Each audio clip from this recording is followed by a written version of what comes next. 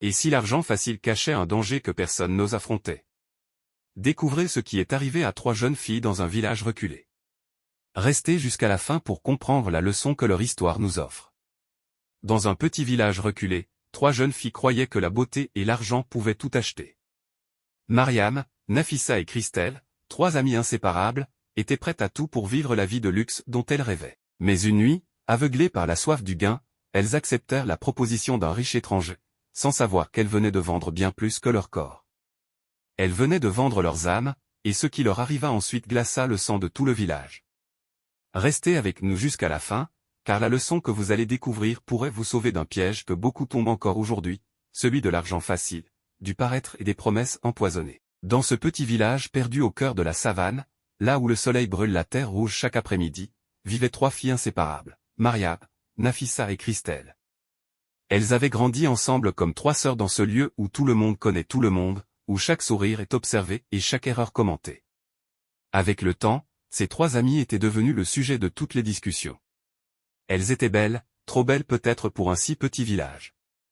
Mariam, la plus âgée, avait un regard profond, une voix douce mais une langue tranchante. C'était elle, la meneuse, celle qui décidait, celle que les autres suivaient sans poser de questions. Nafissa, la plus audacieuse, ne sortait jamais sans son rouge à lèvres rouge vif et son petit sac brillant qu'elle balançait à la main comme un trophée. Christelle, la plus douce et naïve, riait tout le temps, même quand la situation devenait sérieuse. Elles étaient inséparables. On les voyait partout au marché, à la rivière, dans les ruelles poussiéreuses du village. Partout où elles passaient, les têtes se tournaient. Les jeunes hommes les regardaient avec admiration. Les anciens, eux, détournaient le regard avec dégoût. Ces filles-là, disait toujours la vieille Jumba, elles finiront mal.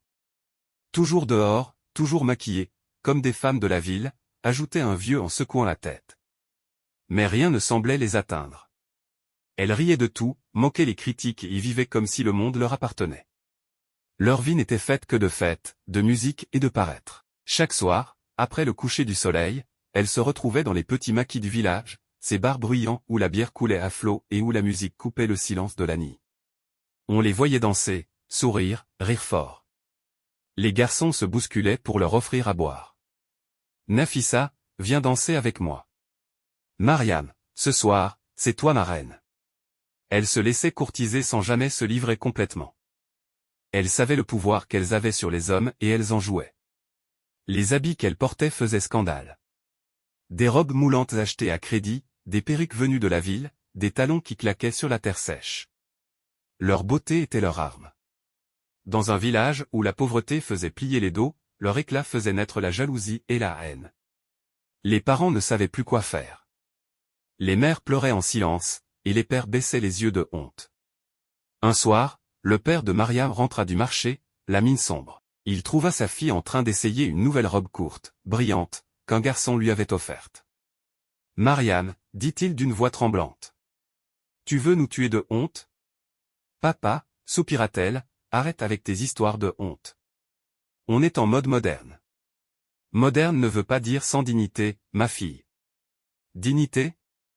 Tu veux que je reste à cultiver la terre pendant que les autres vivent leur vie. Il resta silencieux.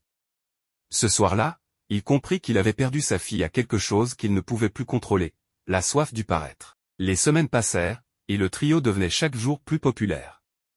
Les jeunes garçons rêvaient d'elle, les femmes les jalousaient, les anciens les maudissaient. Mais un jour, un étranger arriva au village. Il était différent, grand, bien habillé, la barbe soigneusement taillée, les yeux cachés derrière des lunettes sombres. Il avait l'allure d'un homme de la ville, mais une voix grave et lente qui inspirait le respect. Il s'installa dans une grande maison récemment construite à la sortie du village. Personne ne savait vraiment d'où il venait ni ce qu'il faisait. Très vite, tout le monde parla de lui.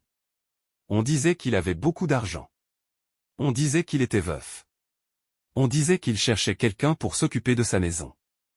Les rumeurs circulaient comme le vent et arrivèrent aux oreilles des 3 filles.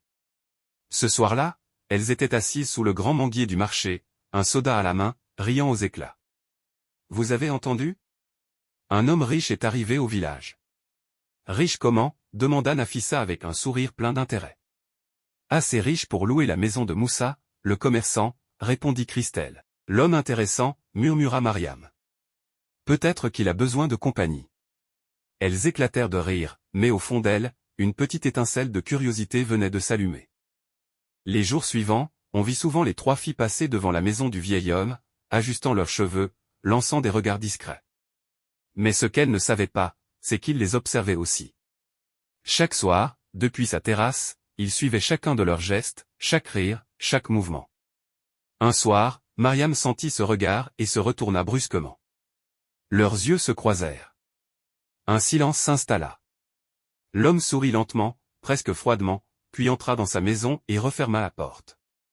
Mariam resta figée quelques secondes. Ce vieux-là, il m'a regardé comme s'il voulait me manger. Peut-être qu'il veut juste t'inviter à dîner, répondit Nafissa en riant.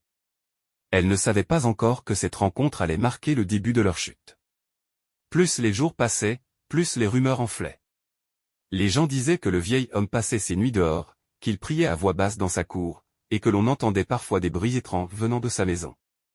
Mais pour les filles, tout cela n'était que des histoires de vieux. Elles continuaient leur vie insouciante. Une nuit, elles décidèrent de se rendre à la maison du vieil homme sous prétexte de lui rendre visite et de s'amuser un peu.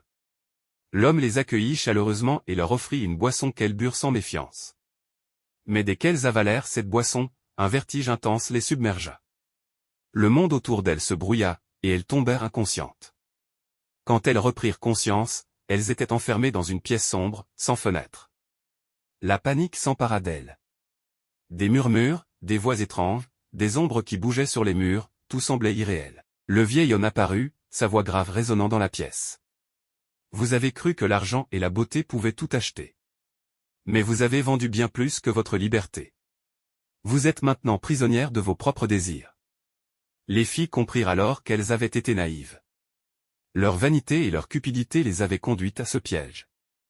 Les jours passèrent, chacune étant confrontée à ses propres peurs et visions, jusqu'à ce qu'un matin, le vieil homme disparaisse mystérieusement, laissant derrière lui une note, la richesse sans sagesse est une prison. Lorsque le village apprit leur mésaventure, la leçon fut claire pour tous, la beauté et l'argent peuvent séduire, mais elles ne remplacent jamais la prudence, la sagesse et la dignité. Mariam, Nafissa et Christelle rentrèrent chez elles transformées, conscientes que le monde extérieur était rempli de dangers qu'aucun sourire ou robe ne pouvait protéger. L'histoire des 3 filles nous enseigne qu'aucune richesse ni aucun apparat ne peut compenser le manque de sagesse et de prudence. La vanité, l'avidité et la naïveté peuvent nous conduire à vendre bien plus que ce que nous possédons, parfois même notre liberté et notre dignité. Dans la vie, il vaut mieux rester humble, patient et vigilant face aux promesses qui semblent trop belles pour être vraies. Si cette histoire vous a marqué, partagez-la pour que vos amis comprennent l'importance de la prudence et de la sagesse. Aimez, commentez et abonnez-vous pour découvrir d'autres histoires qui font réfléchir et inspirent la vie.